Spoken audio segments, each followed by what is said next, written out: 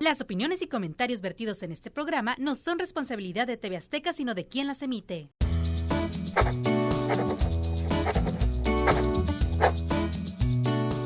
¿Qué tal? Soy Julio Benítez, cimarrón, tijuanense adoptado, orgulloso de ser parte de la historia de esta hermosa ciudad. Estamos hoy con Pepe Velar, con un joven que conocí ya hace unos añitos, ya no está tan joven, pero me parece un gran baluarte y por eso quise invitarlo al programa. Julio Benítez, ¿cómo estás, Julio? ¿Qué tal, Pepe? Gracias por la invitación. Encantado de estar contigo. Bueno, empezando con eso de que eres adoptado, a ver, ya no Así entendí adoptado de dónde. Adoptado tijuanense, me considero como muchos que vienen de otras partes del país. Llegué aquí a Tijuana alrededor de los 11 años, más o menos, en 1994. Nací en el Estado de México. Mis padres emigraron mi papá principalmente emigró a Tijuana, al norte, ¿no? Como muchos Buscando una mejor vida. Buscando una mejor vida para él y su familia. Historia de la mitad de este país, ¿no? Así es. Y mi infancia yo recuerdo siempre escuchar hablar de Tijuana, ¿no? La ciudad fronteriza ¿Y se que vino todos tu querían papá venir. primero? Mi papá estuvo mucho tiempo en Estados Unidos. Él se emigró y en 1994 él decide traerse a la familia a vivir aquí a Tijuana y residir aquí en Tijuana.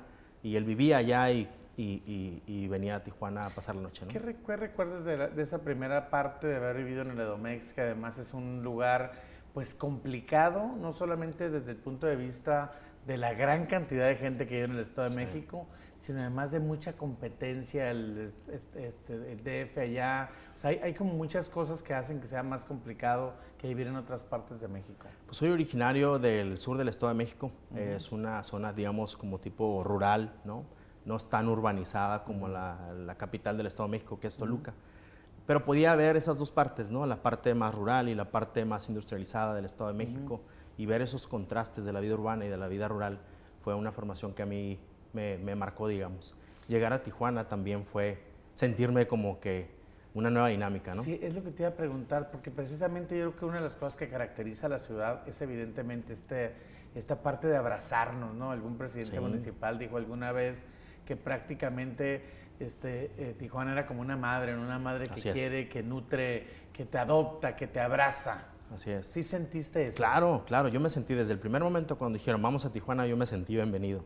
Me sentía, es más, de mi infancia yo me sentía ya como de alguna manera que algún momento iba yo a llegar aquí a esta ciudad. Muchos todavía en México piensan en el norte, piensan en la frontera, por lo que representa, ¿no? En México en general, una ciudad de oportunidades, una tierra de oportunidades, y así me sentí, bienvenido. Ahora, te tocó esta etapa en la que íbamos saliendo una fecha muy complicada, 94, acabamos de pasar unas tragedias muy fuertes en esta ciudad, y al final pues llegaste en el momento en el que la ciudad se unió, se sentía mucho esa gran dinámica por hacer cosas. Empiezas a estudiar, ¿cómo fueron tus primeros años aquí en Tijuana? Fueron, digamos, difíciles porque no terminas de adaptarte a la vida urbana, al transporte. Por ejemplo, donde yo vivía, no utilizaba transporte público, yo caminaba a la escuela. A todos lados, aquí tenía que agarrar taxi, tenía que agarrar camión, la dinámica, los semáforos, etcétera. Es una ciudad enorme. Fue difícil en los primeros meses, pero rápido me adapté, hice grandes amigos que tengo desde que el primer día que llegué aquí a Tijuana. La verdad es que esta ciudad me ha abrazado y me siento muy orgulloso de estar aquí en Tijuana, ser parte. Ahora me siento como que la historia de Tijuana es la historia de todos y cada uno. Por eso es que me encanta tu programa, porque todos los personajes que desfilan por tu estudio son personajes que de alguna forma han formado y han dado vida a esta ciudad. Oye, dijiste hace rato en tu presentación, ser parte de la historia. Yo creo que entre todos construimos Tijuana. Decides estudiar relaciones internacionales. ¿Por qué? Sí. Yo creo que ya lo traía en la sangre. Lo digo porque mi abuelo siempre fue un gestor de su comunidad, de su pueblo, buscando siempre que las condiciones de su pueblo mejoraran. Y de alguna manera yo siempre miraba cómo él quería ayudar. Entonces llego con esa conciencia. Él me llevaba, recuerdo de niño, a mítines. Evidentemente en el Estado de México siempre existía un solo partido. No, claro. Entonces, sí, Oye, todavía. Creo que todavía. Así es. Entonces llego a la ciudad de Tijuana y veo otra dinámica política y además contrasto la vida del campo con la vida urbana y eso me va dando a mí una visión de los problemas que tenemos en general como país. Y fue en la preparatoria cuando yo decidí enfocarme más a las áreas relacionadas con las ciencias sociales, economía, derecho, ciencias sociales en general, y estudié relaciones internacionales. Sí, ahora, esta parte que tiene que ver con la construcción personal en el ámbito profesional es algo que yo siempre he dicho que es muy complicada, porque tienes que decidir cosas cuando no estás necesariamente maduro para tomar esas decisiones. A los 17, 18 años tomas decisiones. ¿Tú sientes que estudiaste, que te desarrollaste exactamente como querías? ¿Sabes qué, Pepe? Yo siempre tuve una idea muy clara de lo que quería cuando era joven. Tengo la fortuna de que... Eres joven, no hagas eso. De cuando era más joven. La verdad es que siempre tuve muy presente qué era lo que quería hacer. Mis papás y siempre ¿no? los consejos que te dan, estudia para hacer esto, para hacer lo otro. Generalmente es la idea del papá o de la mamá que quieren. No es la tuya. Exacto, ¿no? No es lo que tú quieres, no es tu vocación. Sin embargo, yo siempre tuve presente más o menos que mi carrera quería darle un tono dirigido al sector público, a la política, digamos, a la participación política. Y desde entonces, desde los 18 años, cuando recibí mi credencial, decidí involucrarme en todo lo que tuviera que ver con la participación política. Y ahora, desde muy joven, y eso hay que aplaudirlo, decidiste pertenecer a un partido político, en este caso al PAN. ¿Por qué el PAN? Curiosamente, mi abuelo y gran parte de la vida política en el Estado de México era el PRI, pero mi papá era panista. Estando en el Estado de México. Wow. En contra de toda la familia y casi en contra de todo el pueblo. Era muy difícil y esa me llevó mucho a pensar del por qué. Y evidentemente había muchas injusticias en esos tiempos y obviamente, evidentemente, ¿no? Pero me llevó a pensar cuál era la intención de mi papá de participar en política. Rápido se decepcionó y dejó de participar, pero yo me quedé con esa espinita de participar en un partido que de alguna manera quisiera lograr eso que mi papá en un principio anhelaba, ¿no? Y evidentemente en mi formación, su enfoque, ¿no? Su enfoque, y ya en mi formación en la preparatoria tuve la oportunidad de conocer la historia de los diferentes partidos y la verdad es que no fue difícil para mí decidir inscribirme o afiliarme al PAN. Más bien, ¿cuándo? Fue en el año 2000 cuando cumplí 18 años exactamente. A los 18. 18 años, sí. Le decía a mis compañeros que los compañeros de mi generación todos decían pues que era la credencial para irse al antro, ¿no? Entrar al antro y ya no usar la de tu hermano mayor, etcétera. Pero curiosamente yo quería mi credencial para irme a afiliar al partido y poder votar, etcétera. Yo estaba muy enfocado en el tema de participación política. Ahora sí que no era un joven normal, como decimos, ¿no? Definitivamente que no. Así es. ¿Y te inscribes al partido pensando en qué?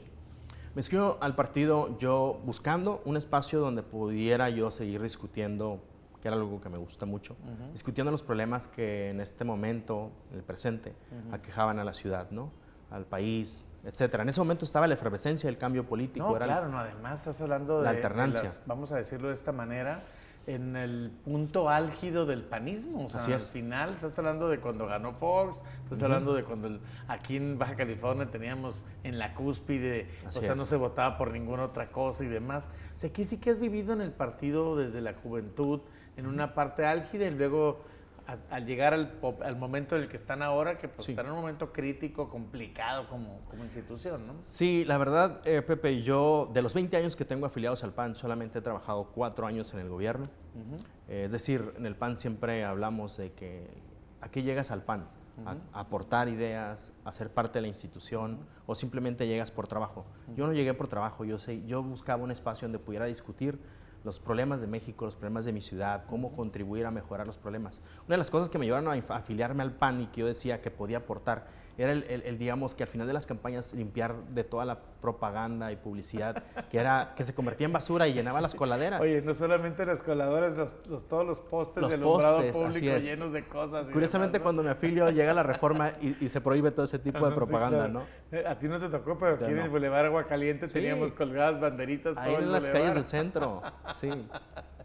Así es. Oye, a ver, y vamos a regresar a la juventud y te regresamos a un tema que me parece muy interesante que lo comentes y lo comentes con esta apertura, porque normalmente la gente tiende a alejarse de la parte política y no adentrarse en la parte política. Tú, terminando tus estudios, decides estudiar una maestría en gestión pública, ¿no? Así es. Bueno, relacionado con la administración pública, estudié una maestría en la Facultad de Ciencias Sociales y Políticas de la UABC en Mexicali. Mexicali, sí. Una maestría en Administración y Políticas Públicas, precisamente. Y en ese momento yo estaba trabajando en el gobierno y evidentemente había cosas que no me parecían correctas de la administración pública. Y empecé a buscar respuestas a esto y es por eso que me decido a enrolar en la maestría. ¿Tienes que hacer un diagnóstico de los errores que ha cometido el PAN? Y yo no diría que nada más el PAN, el resto de los partidos, sí, y la gente que ha ocupado cargos públicos. ¿Por dónde empezarías? Porque a veces yo lo veo como un monstruo de 1000 cabezas que no sabes por dónde tomar un verdadero diagnóstico. Porque sin diagnóstico no podemos resolver nada. O sea, todos nos quejamos de la situación política actual, pero pues ¿por dónde decides empezar, ¿no? Solucionar algo, ¿no? O sea, pues muy particular opinión, Pepe, es que los partidos son instituciones y creaciones nuestras. Es decir, lo que esté mal en esa institución es porque tú y yo lo hicimos mal, ¿no? Entonces, quienes cometen los errores no es la institución, es la persona. Sin embargo, no perdamos de vista que somos seres humanos y todos cometemos errores. Claro. Sin embargo, cuando eres servidor público, si cometes un error, pues tienes que enfrentar la justicia. Es la institución que llevó la alternancia y que luchó por la democracia en México desde su creación en 1939. Nos toca una temporada de vacas flacas, como decimos. Claro. Nos tocan las malas en este momento y mi decisión es permanecer en este partido, porque además es una responsabilidad institucional y profesional. Si hay que corregir algo, hay que hacerlo desde adentro, no yéndome del partido, no yéndome allá afuera y gritar desde afuera y digamos queriendo corregir cosas desde fuera. Cuando está compuesto de militantes, es una creación, Pepe, de los mexicanos. Claro. Son todos los ciudadanos que han creído en él, quienes han hecho que ese partido permanezca como una buena opción todavía. Dos temas relacionados con la participación en partidos. Uno, ¿cómo combinar la participación social? Es decir, que en un momento te involucres con las comunidades, puedas de alguna manera resolver sus problemas dentro y fuera del partido. Esa sería la primera. Yo te voy sobre la siguiente área que va sobre lo mismo. Por uno de los principios, que es generar bien común. Y el bien común significa ayudar al prójimo, ayudar a la persona que necesita, y si tus capacidades están por ayudar, lo vamos a hacer. Practicamos eso. Siempre vemos por las personas que son nuestros vecinos, que son quienes tienen algún problema, las comunidades. En mi caso, que soy del Distrito 13, me hablan y me piden, que es la parte de la mesa hasta la presa y los fraccionamientos que están pegados al Boulevard 2000, Hacienda Las Delicias, Qué Casas. El nuevo Distrito 13. El nuevo Distrito 13. El 13 anteriormente era el Florido, de aquella zona, ¿no? Por cierto, qué bueno que lo tocas. La redistribución lo que vino a hacer es que ahora las comunidades tienen una mejor representación. Okay. ¿Sí? Se van a ver mejor representados. Entonces nosotros siempre estamos buscando gestionar soluciones y atención para esas personas que a veces por desconocimiento, que no saben cómo lograr obtener un apoyo o acercarse a una institución de gobierno que les pueda solucionar su problema, a veces no lo saben, y nosotros que hemos estado ahí, que sabemos cómo hacerlo, siempre estamos ahí para ayudarlos. Y precisamente esa es la segunda cosa. Está esta parte, obviamente, de las necesidades, obviamente de la queja, obviamente situaciones que no quieres que estén pasando, que no le estén pasando a tu ciudad de la que vives, te desarrollas, trae problemas, pero al mismo tiempo tienes una apatía muy fuerte de la gente. Y yo creo que en los jóvenes esta apatía es mucho más fuerte que en los poquito más adultos, ¿no? Yo ya pasé la barrera de los 50, pero evidentemente hay un tema de un freno, de decir, no, los políticos no, hay corrupción, no hacen nada, son mentirosos, no te resuelven nada. Entonces al final cuando dices, oye, fíjate, estoy entusiasmado, quiero que entres, la gente te dice, no. Es correcto. ¿Cómo manejar esta situación? Pues mira, el gobierno tiene mecanismos que de alguna manera impulsan que los jóvenes participen. A los jóvenes hay que hablarles con un lenguaje de jóvenes. Hay que hablarles y de alguna manera traerlos a la política, buscando hablarles de una manera diferente. Por ejemplo, hay mecanismos de participación juvenil en todos los partidos y en el gobierno. En el gobierno municipal de la ciudad tienen el Cabildo de la Juventud. Es un mecanismo de participación de jóvenes en el que jóvenes que estudian, jóvenes que de alguna manera quieren participar en la solución de los problemas o en la discusión de los problemas de su ciudad, pueden participar en ese mecanismo. De la misma manera está el Parlamento de la Juventud, que es como un mini congreso del Estado. Jóvenes de todo el Estado participan y discuten los problemas del Estado. Recientemente me estoy coordinando con un compañero joven, miembro del Cabildo de la Juventud, para llevar ese mecanismo a las comunidades y que lo conozcan, que sepan cómo pueden ellos participar en política para la mejor solución de sus problemas. Que cuando un joven participa en política, la política cambia al joven. Pero cuando muchos jóvenes participan en la política es la que cambia. Y eso es lo que queremos, Pepe. Sí, y es que para allá iba con la pregunta siguiente, que tiene que ver con los errores del partido, con los errores de la gente que dirigió el partido, con los errores que ha cometido, que la gente que en representación del partido ha ganado puestos públicos. A ti te tocó participar en gobierno y te das cuenta que son muchas las cosas que se pueden hacer, claro, y también son muchas las cosas que no se hacen pudiéndolas hacer. Sí, yo creo que hay muchas explicaciones para eso. Primero que nada hay que reconocer que la administración pública está anquilosada, es decir, está sobrecargada, está obesa. Necesitamos hacer de la administración pública un ente más eficiente. Como una empresa, tratar de reducir los gastos y hacerla más eficiente en la prestación de los servicios. Creo que los políticos que busquen que su gobierno sea eficiente deberá pensar en cómo hacer más ligera la administración pública. Y creo que muchos... Sí, porque en este momento es dificilísimo hasta para tomar una decisión. Lograr un trámite, así es. Difícilmente un gobierno va a ser eficiente si no emprende las reformas necesarias. A veces somos cortoplacistas y pensamos en ahorita y luego de aquí brinco para allá y nada más, no piensan en la administración y no piensan en el futuro de la ciudad, ¿no? Y de alguna manera, ¿cómo combinar, Roberto? Te tocó estar en gobierno, has estado en desarrollo social, has estado Oficialía en Mayor de Gobierno del Estado, en el Ayuntamiento. En el Ayuntamiento, o sea, has tenido trabajos que evidentemente es factible poder encontrar soluciones. Claro. ¿Cuál ha sido el principal reto que has visto en esta parte de tu participación pública? La verdad, Pepe, es voluntad política. Cuando tú quieres, puedes. Y la verdad es que es voluntad política y sobre todo apertura a nuevas ideas, a ideas frescas, a querer hacer cosas diferentes. Decía Albert Einstein que la locura es cuando haces lo mismo, ¿no? Y quieres esperar resultados distintos. Eso es lo que hemos estado haciendo y te daba el ejemplo, ¿no? Siempre queremos llegar y que a los 3 años brincar a otro cargo sin emprender medidas realmente que impacten y que hagan la administración pública más eficiente. Es voluntad política, Pepe, es todo lo que se necesita. Wow, pero entonces me estás diciendo que por voluntad no se han hecho muchas cosas. Así es falta de visión, es falta de compromiso con la ciudad, es falta de interés. Yo creo que se necesita apertura, ideas y se necesita voluntad, se necesita creatividad. Alguien me decía, Julio, la administración no tiene dinero.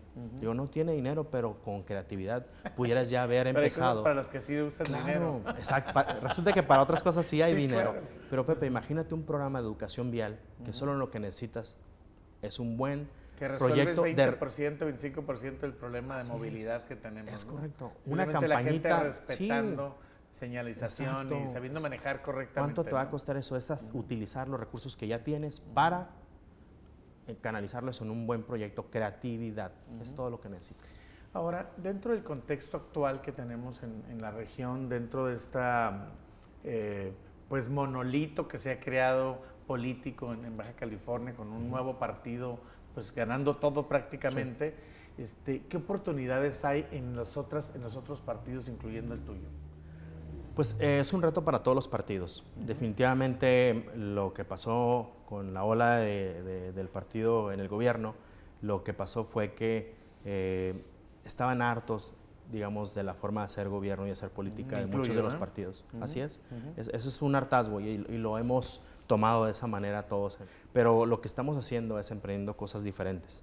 Hay un gran potencial. Yo digo que en todos los partidos hay buenos perfiles, hay gran potencial, hay muy buenos liderazgos, jóvenes, preparados, que están dispuestos a llegar a hacer eso que te decía, con voluntad, con creatividad, hacer las cosas diferentes. Nosotros siempre impulsamos por la formación de ciudadanía, y una ciudadanía exigente, educada, claro, que decidiera sí, no, y esta vez te doy mi voto, pero esta vez no te lo doy porque no me cumpliste.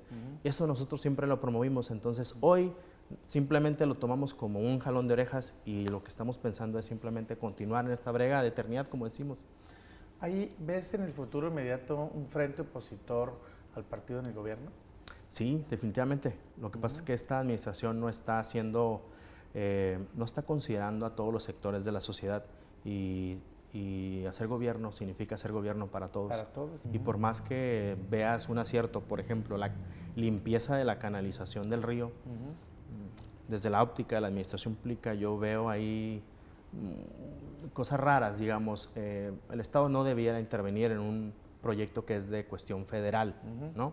Entonces, digamos, por muy bien que esté hecho eso... Pues es que a la gente no le importa. No le importa, claro, O sea, pero tú yo te lo digo, es así es. La ciudad limpia. Limpia, y yo lo había pedido, ¿sabes? Ajá, Yo lo había sí, pedido claro. porque había sido ya un espacio donde era un refugio de malvivientes y de Claro. alguna manera había causado accidentes. No, Entonces, los eso se ve olores bien, los y olores, la la contaminación, contaminación, nuestros vecinos todo. que se quejan, ¿no? Claro. Entonces, eso para mí es un acierto, pero en general lo malo, que es mucho, opaca lo poco bueno, definitivamente. Simplemente veamos la actitud del gobernante, ¿no? Del Estado, peleándose con nuestro alcalde, y todo eso opaca lo muy poco bueno que pueda tener esta administración. Alguien que quiere participar en política, que quiere incidir en su comunidad, ¿qué es lo que tiene que hacer? Es simplemente una trinchera desde la que se puede generar bien común e impulsar de alguna manera reformas o actividades que beneficien a la comunidad.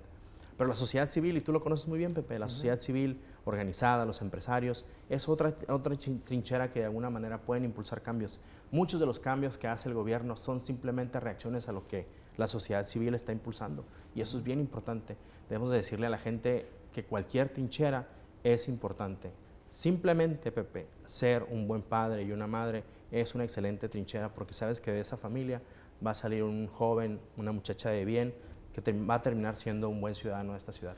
¿Hay alguna edad para empezar en política, para incorporarse a las decisiones políticas?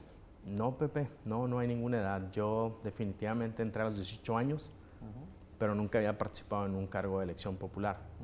Y yo digo, y nunca me he desesperado en participar. Yo siempre he dicho que la política es un deporte, entre comillas, que se practica Sí, claro. a una edad muy avanzada.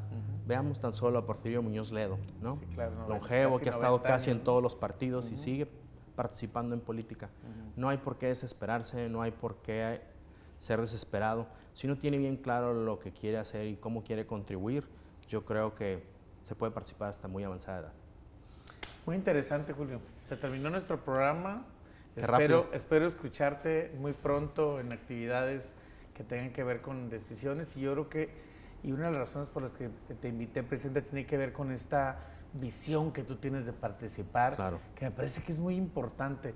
Creo que algo que nos hemos olvidado los habitantes de las ciudades es ser ciudadanos, y ser ciudadano implica ese brinco a estoy en un grupo, estoy en un partido, Claro. decido, me quejo, propongo, etcétera. Claro, y ¿no? para participar en política, Pepe, no tienes que estar en un partido y tú No, lo sabes. claro. No es necesario. Es más, los partidos políticos como el PAN tienen una larga tradición de invitar ciudadanos a participar en política, porque el PAN necesita la visión de todos los ciudadanos y eso es bien importante. Claro. Bueno, muchas gracias por habernos acompañado hoy con Pepe Avelar. Sigan a Julio Benítez en sus redes. Gracias. Pronto nos tendrá algunas sorpresas, espero. Gracias por estar hoy con nosotros. Gracias, Pepe.